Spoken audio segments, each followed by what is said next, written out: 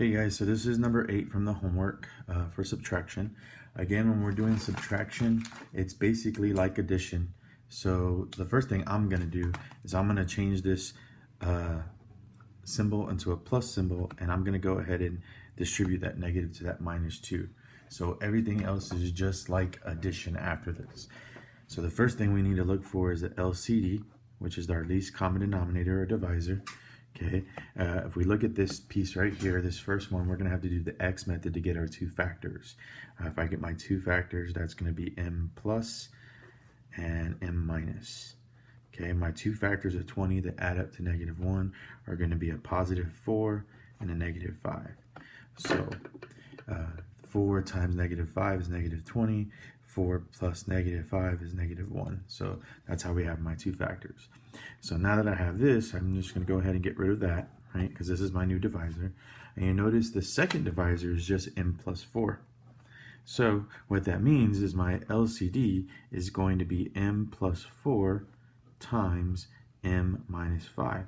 So if that's my new LCD, that's all I need to change. So you'll notice right here that this is the LCD, so that m can stay there.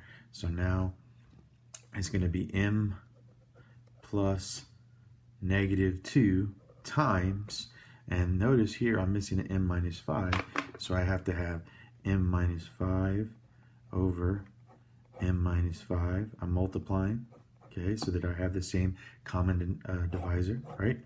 Okay, now I have to distribute this -2 to the m minus 5 on top. And on the bottom, I have my LCD, which we already know is m plus 4 times m minus 5. Now I distribute my -2m, so -2 times m, -2 times -5, and this gives me m minus 2m plus 10. Right? -2 times n is -2m, -2 times a -5 gives me a positive 10.